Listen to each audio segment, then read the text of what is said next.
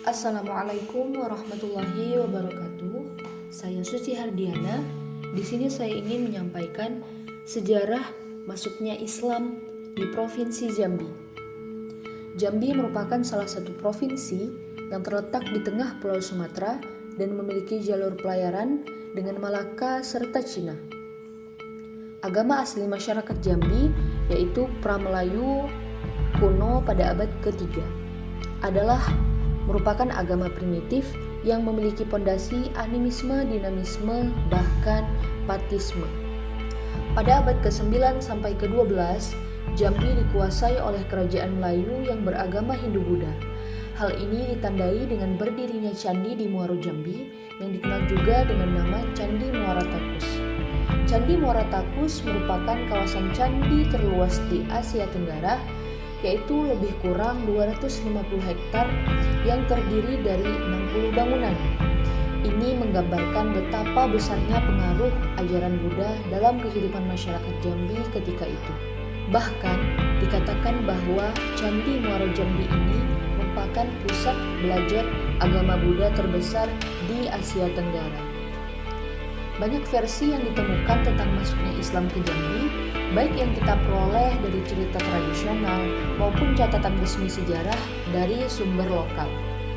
Dari sumber lokal itu sendiri, kita ketahui bahwa orang yang pertama kali membawa Islam ke Jambi adalah seorang berkebangsaan Turki bernama Ahmad Salim. Beliau adalah seorang saudagar yang diutus oleh ayahnya dari Turki untuk melakukan perdagangan ke Asia, khususnya ke Provinsi Jambi. Ahmad Salim kemudian menikah dengan salah seorang putri dari Raja Adityawarman yang beragama Buddha dan dikenal dengan gelar Putri Selaras Minahasa yang kemudian menganut agama Islam. Setelah itu, Ahmad Salim mulai mengembangkan agama Islam dan mengikis pengaruh agama Buddha. Ahmad Salim diberi gelar Datuk Paduka Berhalo dan beliau dianggap sebagai orang pertama yang menyebarkan agama Islam di Provinsi Jambi. Gelar Datuk Paduka Berhalo didapatnya sebab ia berani memusnahkan patung-patung berhala yang ada di Pulau Berhalo tersebut. Oleh sebab itulah, masyarakat setempat memberinya gelar dengan Datuk Paduka Berhalo. Dalam versi lain, diceritakan juga bahwa Ahmad Salim atau Datuk Paduka Berhalo mempunyai anak yang bernama Orang Kayu Hitam. Sebagai seorang raja, ia berhasil menyebarluaskan agama Islam di tanah Melayu Jambi dengan mengembangkan semboyan adat, yaitu adat bersandi syarak, syarak bersandi kitabullah, syarak mengato, adat memakai. Kemudian ia mengislamkan saudara sepupunya dari Pagaruyung yang kemudian dinobatkan sebagai Sunan Pijoan serta Sunan Kembang Seri. Setelah Orang Kayu Hitam wafat, ia diteruskan oleh putranya yang bernama Pangeran Hilang di Aek yang bergelar Penembahan Rantau Kapas. Setelah beliau berhasil membangun pondasi Islam, akhirnya pada abad ke-17 Masehi berdirilah Kesultanan pertama di Jambi yang berdasarkan Islam dengan raja pertamanya Sultan Abdul Qahar pada tahun 1615 sampai 1643 Masehi. Dalam penggalan sejarah versi lainnya, Islam masuk ke kota Jambi dibawa oleh seorang Arab Alawiyin yang bernama Habib Husain Al-Barokbah yang berasal dari kota Tarim, Hadramaut, Yaman. Habib Husain Al-Barokbah dilahirkan pada tahun 1683 Masehi. Habib Husain ini berangkat dari Yaman menuju ke India. Dari India, beliau melanjutkan perjalanan ke Aceh, kemudian sampai ke Palembang. Di Palembang, ia menetap serta menikah dengan anak pembesar kerajaan Palembang, serta mendapat 2 orang putra, yaitu Habib Qasim bin Husain Barokbah dan Said Abdullah. Pada tahun 1716 Masehi, beliau melanjutkan dakwahnya menuju Jambi dan menetap di Kampung Arab Melayu, Kecamatan Pelayangan, Kota Jambi.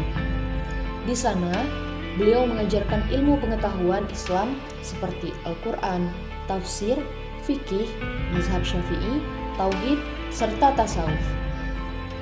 Di antara murid beliau adalah seorang keturunan Cina yang bernama Sintai atau Datuk Sintai.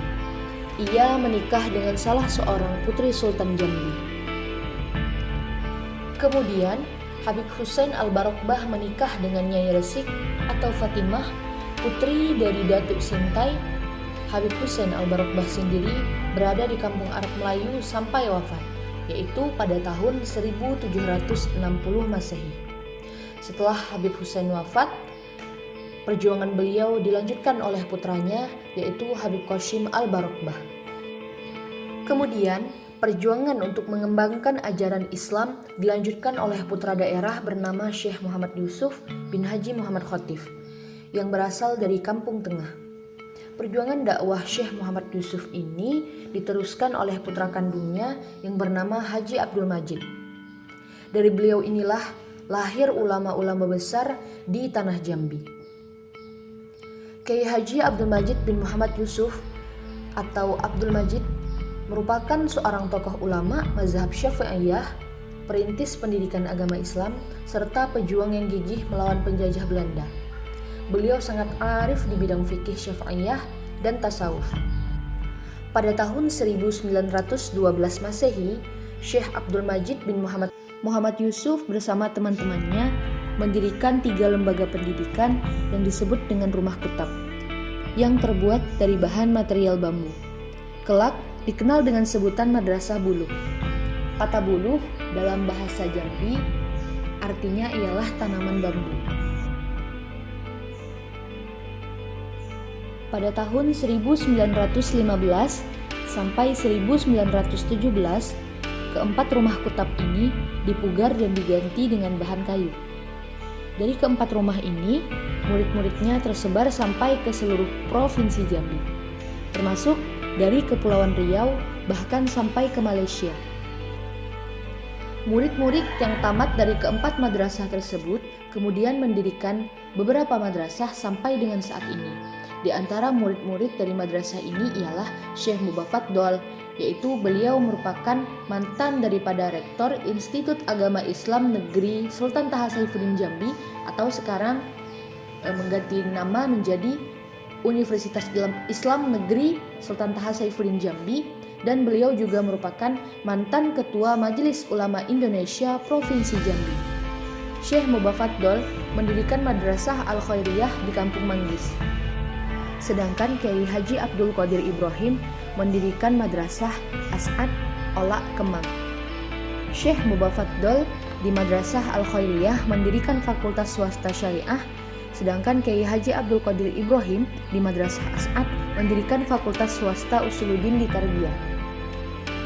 Selanjutnya digabung menjadi cikal bakal Institut Agama Islam Negeri Sultan Taha Saifuddin Jambi saat ini. Sedikit pemaparan dari saya, lebih kurang mohon maaf. Wassalamualaikum warahmatullahi wabarakatuh.